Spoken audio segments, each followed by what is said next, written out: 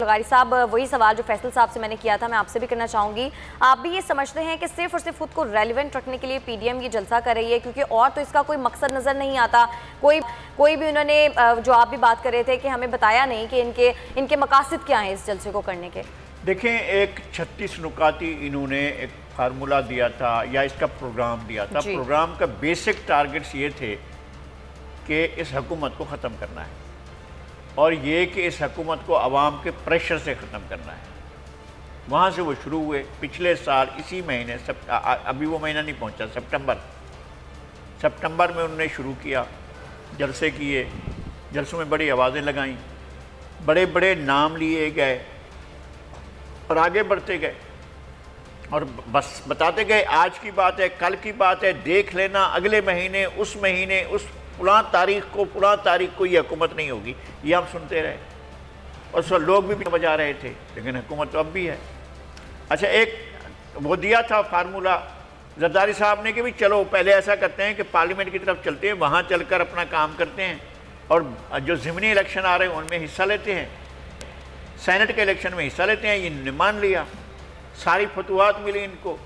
Senate में ये जो हुकूमत की अक्सरियत है उस अक्सरियत को खातिर में न लाते हुए जीत गए और यूसुफ रज़ा गिलानी जो है वो सेनेटर बने कौमी असम्बली से, जहाँ सवाल ही पैदा नहीं होता था।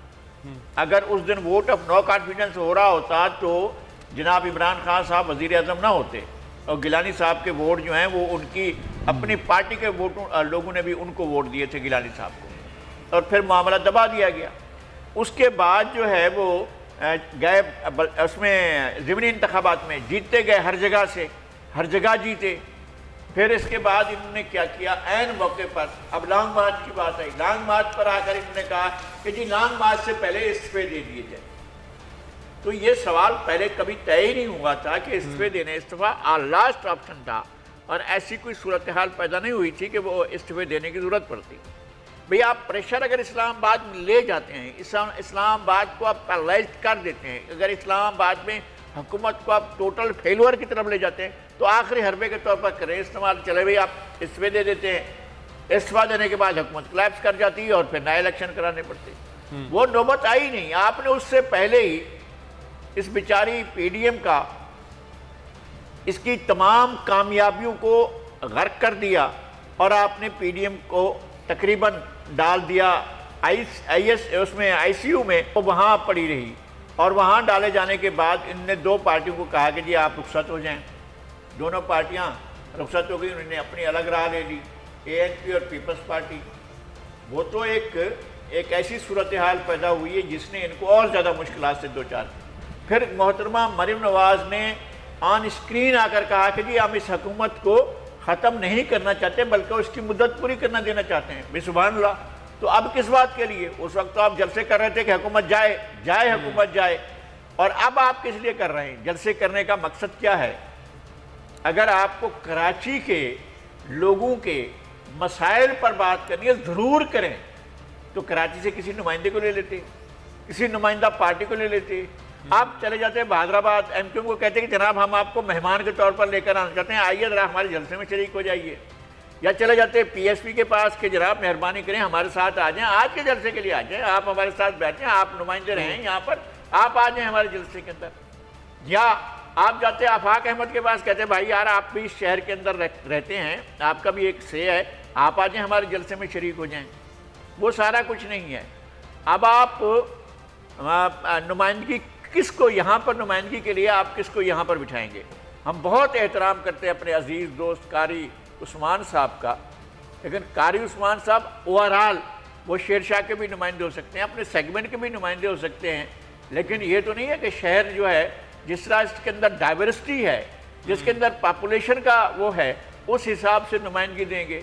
अब कोई क्या जानता है कि हमारे जो जनाब अचकजई साहब हैं वो क्या तकरीर फरमाएंगे? अगर आफ्ताब शेरपाव साहब आ रहे हैं तो वो क्या फरमाएंगे? हमारे प्यारे महबूब दोस्त अब्दुल मालिक बलोच साहब वो क्या फरमाएंगे? तो इन चीज़ों का हमें पता ही नहीं है। और ये जो है एक जलसा करने जा रहे हैं और यहाँ पर इशू क्या है ये हमें पता नहीं है कि इशू क्या है। एक سب سے بڑا ایشو ٹرائیڈ اینڈ فیلڈ ہے سر. اس سے پہلے 10 جماعتیں یا 11 جماعتیں تھیں مل کے کچھ نہیں کر پائیں, تو اب جو بڑی جماعت ہے پاکستان پیپلز پارٹی وہ جب نہیں ہے تو اس کے آگے مقاصد کیا ہوں گے؟ یہ بھی ایک بہت بڑا سوالیہ نشان ہے. مقاصد کا تو کوئی مسئلہ ہی نہیں ہے, ان کے پیش نظر مقاصد کا مسئلہ نہیں ہے. وہ آ کر اپنی عشقشوئی یا اپنی جو احساس ہے ناکامی کا اس کو مٹانے کے لیے کراچی ہے, کیونکہ فیصل صاحب نے کہا ہے نا کہ کراچی میں تو کوئی بھی آ جائے جلسہ کر لے گا. جلسہ تو آپ کر رہے ہیں, لیکن لوگوں کو یہ بھی پتا ہے کہ جلسہ آپ آدھی جگہ پر یا 1/4 پر کر رہے ہیں, 1/3 پر کر رہے ہیں, یہ پتا نہیں ہے. لوگ کہہ رہے ہیں, آپ کہہ رہے ہیں کہ جلسے میں اتنے لاکھ افراد شریک ہوں گے. ہمارے دوست بتا رہے ہیں کہ کیپیسٹی 5 سے 10 ہزار کی ہے. اب ہم کیا کریں؟ یعنی اس سارے جلسے کو کرنے کا آپ کا مقصد اگر کسی چیز کو نوٹس کرانا ہے تو اتنا ہی نوٹس کرائے گی جتنا جلسہ ہوا تھا جناب عمران خان کا پہلے, پھر اس کے بعد بلاول بھٹو کا اس سے پہلے, پھر اس کے بعد جو ہے وہ پی ڈی ایم کا جلسہ ہوا, پی ایس پی کا جلسہ ہوا, ایم کیو کا جلسہ ہوا. ان جلسوں سے تو بڑا جلسہ نہیں ہونے جا رہا ہے. اگر آپ کو ریکارڈ توڑنے جا رہے تو ریکارڈ کوئی بھی نہیں, کوئی ایک ریکارڈ بھی آج نہیں ٹوٹ رہا ہے.